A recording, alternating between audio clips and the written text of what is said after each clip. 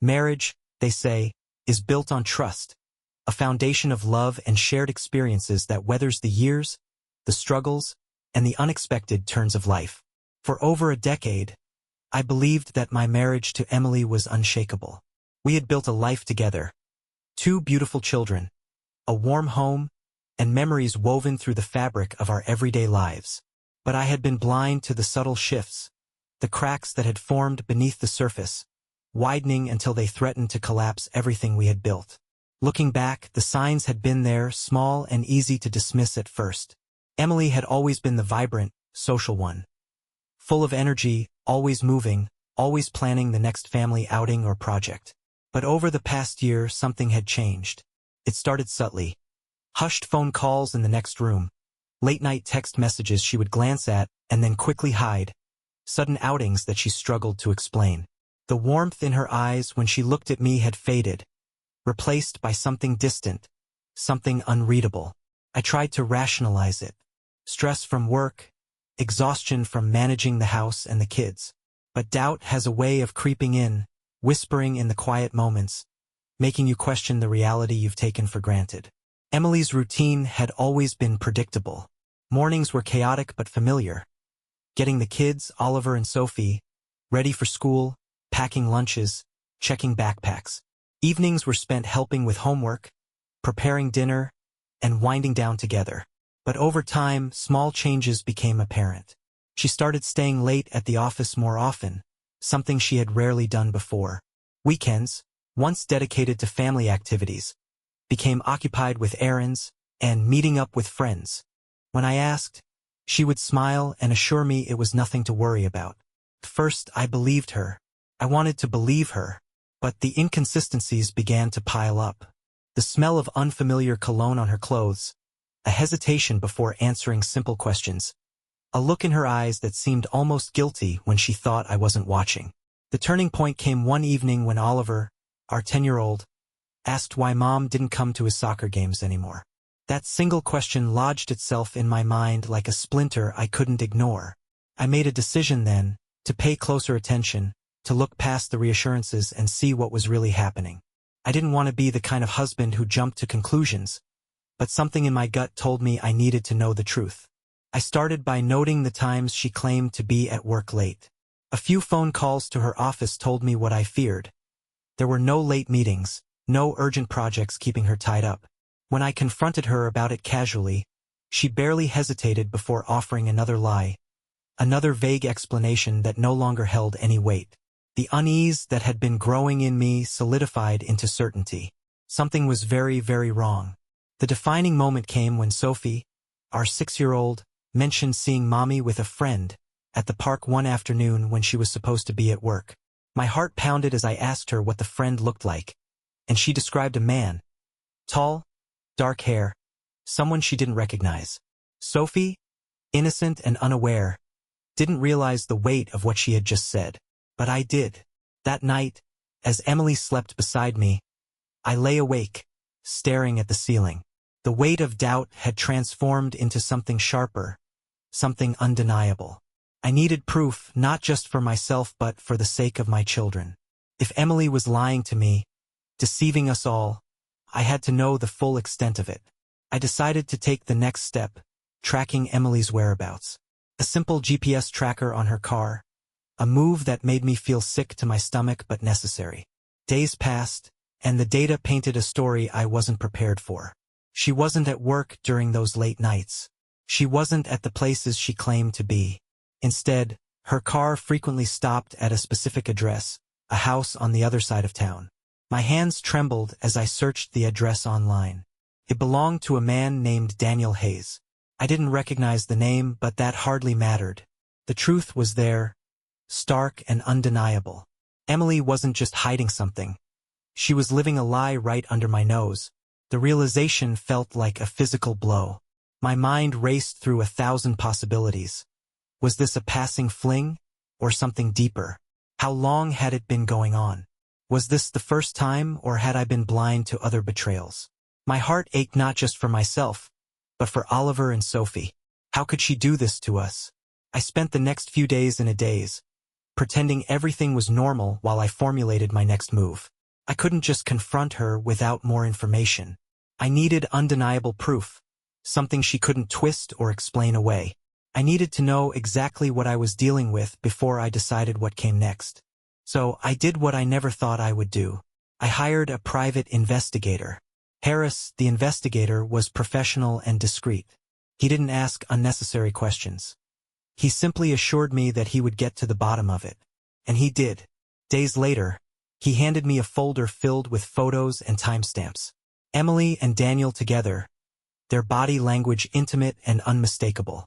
Dinner dates, meeting at his house, stolen moments in parking lots. There it was, the irrefutable evidence of her betrayal. As I stared at the images, something inside me hardened. The pain was still there, raw and cutting, but beneath it was a new resolve. Emily had made her choice, and now it was time for me to make mine. But one question remained, gnawing at me, refusing to be ignored. Who was Daniel Hayes? Really? And what else was Emily hiding? I had my proof, but I sensed the worst was yet to come.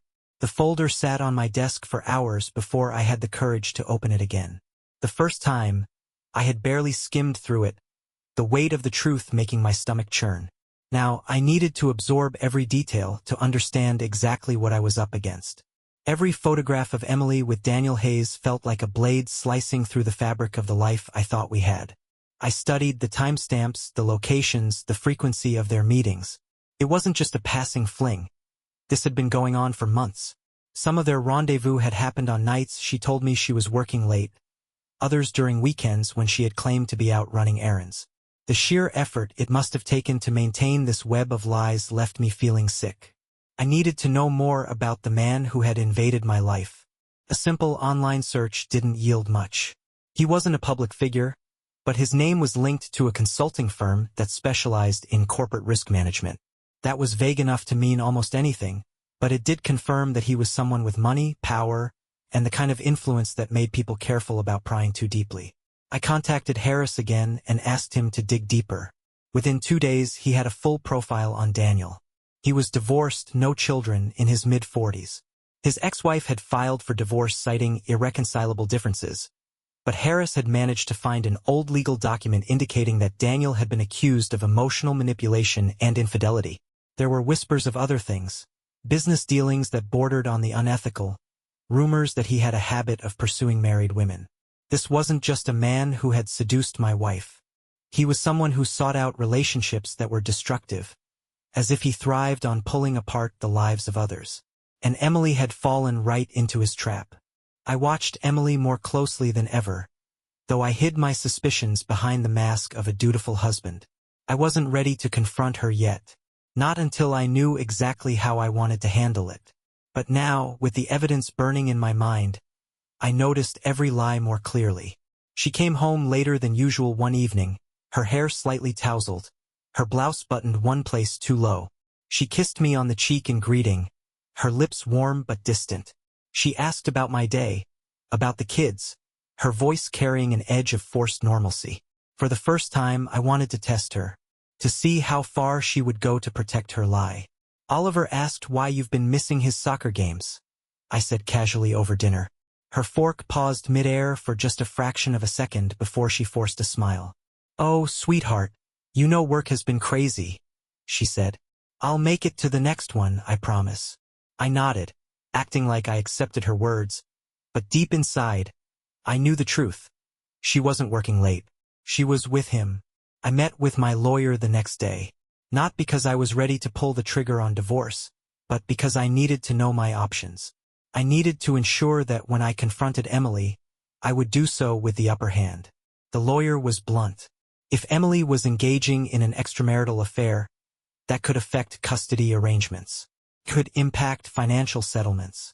The house, our assets, even visitation rights with Oliver and Sophie. It could all become a battlefield if I wasn't careful. The weight of it all pressed down on me. I hadn't told a soul about what I had uncovered. To the outside world, we were still a happy family. But inside, I was unraveling. Then, something happened that I hadn't anticipated. Harris called with new information, and his voice carried a note of urgency. "There's something you need to see," he said. "This is bigger than just an affair." I met him that evening, my heart pounding as I flipped through the new documents he had compiled. Bank records, email exchanges, financial statements. Daniel Hayes wasn't just Emily's lover. He was involved in something far more sinister. Emily had been transferring money to an account I had never seen before. At first, the amounts were small, withdrawals here and there that could easily go unnoticed. But over time, the transactions had grown larger. Tens of thousands of dollars had been moved. Money from our joint accounts, our savings, even an account I had set aside for the kids' future. The realization hit me like a freight train. Emily wasn't just cheating on me emotionally. She was robbing our family. She was funneling money into Daniel's hands. Whether willingly or under some kind of manipulation, I didn't yet know. The betrayal wasn't just personal anymore. It was financial. It was calculated. I couldn't let this continue. I had been prepared for the pain of losing my wife, of seeing my marriage crumble under the weight of infidelity. But I wasn't prepared to let her destroy our children's future, to steal from them for the sake of a man who made a career out of deception. That night, as Emily slept beside me, I made my decision. The confrontation wouldn't be just about her affair. It would be about everything. The lies, the money, the choices she had made that had put our family at risk. I would give her one chance to tell the truth. One chance to explain herself. And if she lied again, if she tried to manipulate her way out of it, I would expose everything. The next morning, I put my plan in motion. I contacted my lawyer again, this time preparing for the worst. I documented every transaction, every suspicious withdrawal. I made sure Harris had copies of everything. I set up a separate bank account and secured what money I could before Emily had the chance to move more funds. The end was coming and I was ready. As I watched Emily pour coffee into her mug, humming a soft tune under her breath, I wondered if she had any idea that her entire world was about to collapse. And for the first time in weeks, I felt a sense of calm. The morning of the confrontation arrived with an eerie sense of normalcy. The house was quiet, the usual rustling of the kids getting ready for school filling the air. Emily moved through the kitchen with practiced ease, pouring coffee and packing lunches as though she were still the devoted wife and mother I once believed her to be. But today everything would change. I waited until Oliver and Sophie were off to school before making my move. There would be no dramatic outburst, no screaming match in front of our children. This was a conversation that required control, patience, and precision. I needed to see if she would tell the truth, if there was any part of her that still held onto the integrity she once had, or if the woman I had loved was truly gone. I placed the folder on the dining table, the evidence Harris had gathered meticulously organized within its pages. Bank statements, photos, email printouts, all laid out in black and white, undeniable. Emily's eyes flickered to the folder, and for a brief moment, I saw a crack in her composure. She knew. She didn't reach for the folder right away. Instead, she looked at me, searching my face for some hint of what I knew. I kept my expression unreadable, waiting for her to make the first move. When she finally opened the folder and began flipping through the pages, her fingers trembled slightly. Her first instinct was denial. A small, nervous laugh, a shake of the head. "This isn't what it looks like," she tried to say, but the words held no conviction. I remained silent, letting the weight of the evidence settle over her like a heavy fog. She knew she was caught. When denial failed, she moved to justification. "I didn't mean for this to happen," she whispered. "I was in a bad place. I felt lost." I asked her to explain the bank transfers. That was when the panic truly set in. She stumbled over her words, reaching for vague excuses that crumbled under scrutiny. She claimed it wasn't what I thought, that she had been helping Daniel with a business investment, that she had planned to return the money. But I had heard enough lies. I told her I had already secured our remaining assets, that our accounts were now separate, and that I had spoken with a lawyer. That was when the tears began. They weren't the tears of someone mourning a mistake. They were the tears of someone who had been cornered, whose carefully built deception was collapsing around them. Emily begged for another chance. She promised to cut ties with Daniel, to fix what she had broken. But trust, once shattered, cannot be easily repaired. I told her I wasn't making any decisions yet, but that for now she needed to leave. She resisted at first, but when she realized I was unmoving, she packed a small bag and left the house. For the first time in weeks, the house felt both emptier and lighter. The tension that had been suffocating me was gone, but so was the illusion of the life I thought I had. I had always believed that love could overcome anything, but now I wasn't sure. Love didn't change the fact that Emily had betrayed me in the most fundamental ways. Oliver and Sophie noticed her absence immediately. I told them their mother needed some time away, that she would still see them, but that things were going to be different. Oliver, ever perceptive, watched me closely, as though trying to read the truth in my face. Sophie just asked when Mommy would be back.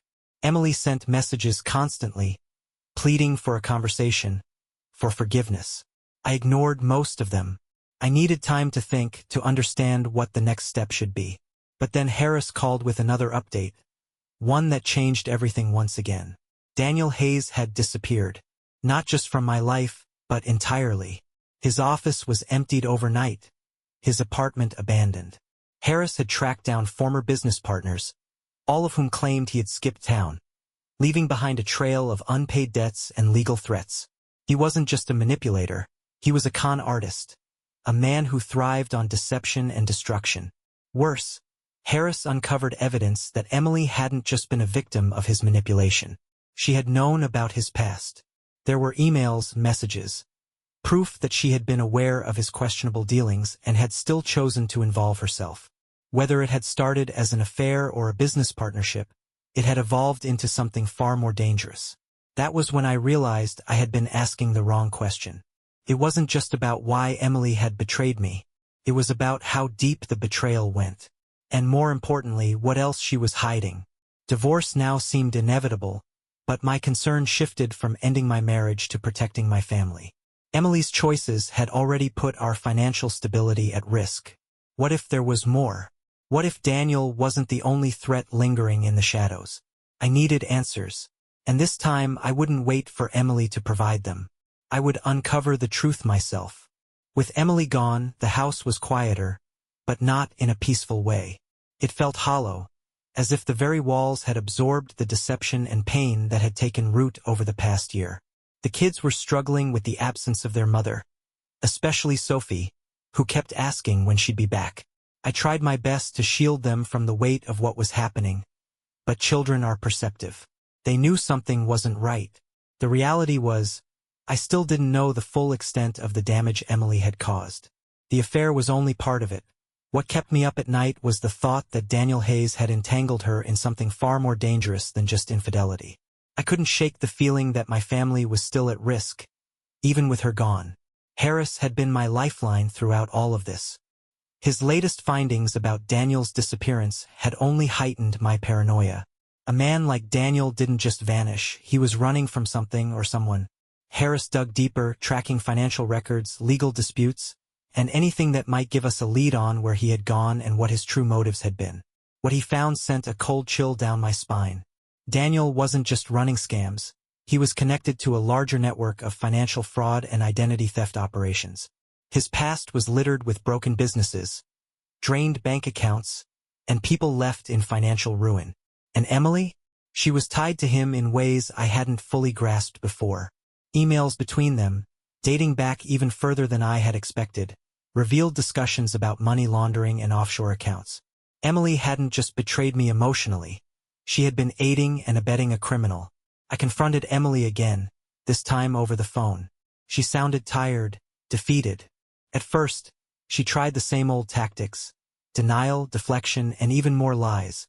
But when I laid out the evidence Harris had found, there was a long pause. I could hear her breathing on the other end, could practically feel her brain working through how to spin the situation. She finally admitted that she had known about Daniel's past. She had gotten involved with him believing she could help him turn things around. But by the time she realized the depth of his corruption, she was already in too deep. The money she had transferred, it wasn't just going to Daniel. Some of it had been funneled into fraudulent businesses, tied to accounts that were now under federal investigation. I could barely speak. How had she let this happen? How had she jeopardized not just our marriage but our children's future for a man who had no loyalty to anyone but himself? Harris advised me to take immediate action.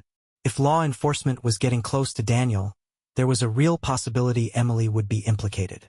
And if her name was tied to his financial crimes, I needed to make sure there was a clear line between her actions and my own. I met with my lawyer again, accelerating the divorce process. We pushed for emergency separation of assets, ensuring that nothing Emily had done could financially impact me or the kids. It was a brutal process but necessary. The lawyer advised that if things escalated legally, I should consider seeking sole custody of Oliver and Sophie. That thought gutted me. I never wanted to take them away from their mother, no matter how much she had betrayed me. But the reality was, she had put them in harm's way. If she was arrested, if charges were brought against her, what kind of life would she be able to give them? Emily broke down when I told her what I was doing. She begged me to reconsider, to let her explain. But there was nothing left to explain. Every lie, every hidden truth had built up into a wall too high to climb. She had made her choices, and now we all had to live with the consequences. Just when I thought things couldn't get worse, a new threat emerged. I received a call late at night, a number I didn't recognize. The voice on the other end was deep, calculated. "Stay out of it." That was all they said before hanging up. I called Harris immediately. He didn't seem surprised. He told me this was a sign that I was getting too close to something dangerous. Daniel had powerful connections, people who wouldn't hesitate to protect their interests at any cost. I started to notice things. A car parked across the street that I didn't recognize. A man standing outside a cafe near my office, staring just a second too long. My instincts screamed that I was being watched. I had a choice to make. I could drop it all, cut my losses, let law enforcement handle Daniel and his associates, and focus solely on protecting my children. Or I could push forward, knowing that doing so might put me in even greater danger. Harris told me it wasn't my fight, but it was, because Emily had made it mine. I decided to take one final step. I reached out to the authorities myself. If Daniel had disappeared, someone would be looking for him. I handed over every piece of evidence I had, every document Harris had gathered, and let them know where to find Emily's financial connections. If they were closing in on Daniel, they needed to know just how deep his fraud ran. It was the hardest decision I had ever made. It meant exposing Emily completely, ensuring that if she had any role in Daniel's schemes, there would be no escape. I wasn't sure if I was doing it for justice or revenge, but I knew I had no other choice. Days passed with no immediate fallout. Emily went quiet, perhaps realizing that the net was closing in around her. The phone calls stopped. The strange cars disappeared. But the tension in the air remained, thick and suffocating. Then, late one evening, there was a knock on my door. I wasn't sure if it would be Emily, begging for another chance. The police, asking for more information. Or someone far worse, making good on their warning. With a deep breath, I reached for the door handle, knowing that whatever happened next would change everything. The knock at the door felt like a gunshot in the silence of the house. My mind raced through every possibility. Was it Emily, ready to beg for another chance? The police, coming with an update on Daniel? Or was it something worse? Someone sent to make sure I finally stayed out of what I had uncovered? I hesitated, my fingers hovering over the door handle. A deep breath steadied me, but my pulse hammered in my ears. Slowly, I cracked the door open, revealing two men in dark suits standing on my porch. Their expressions were unreadable, coldly professional. "Mr. Carter?" one of them asked. I nodded. He pulled out a badge. "FBI?" The next hour passed in a blur as I sat across from the agents at my dining table. They laid it all out. Daniel Hayes wasn't just a con artist. He was a key player in a massive financial crime syndicate, one that had been under federal investigation for years. His sudden disappearance had thrown a wrench into their case, and they were now chasing every possible lead. Emily's involvement? The agents didn't mince words. She was in deep. Whether she had started as an accomplice or a pawn, she had actively participated in money laundering. The stolen funds, the offshore accounts, the business fronts, she had helped orchestrate them all. What started as an affair had evolved into full-fledged criminal activity. The agents had no intention of letting her walk free. They had gathered enough evidence to charge her, and with my cooperation, they could strengthen their case. They wanted to know if I had anything else. Any files, emails, transactions, anything Harris had uncovered that hadn't already been turned over. For a brief moment, I hesitated. As much as I despised Emily for what she had done, she was still the mother of my children. If she went to prison, what would that mean for Oliver and Sophie? Could I really hand over the last pieces of evidence that would ensure her conviction? But then I remembered the bank statements, the stolen money, the lies, the danger she had put us all in. My children deserved better. They deserved to be safe. I handed over everything. The arrest happened 2 days later. Emily was taken into custody outside a cafe, her face contorted in shock as officers surrounded her.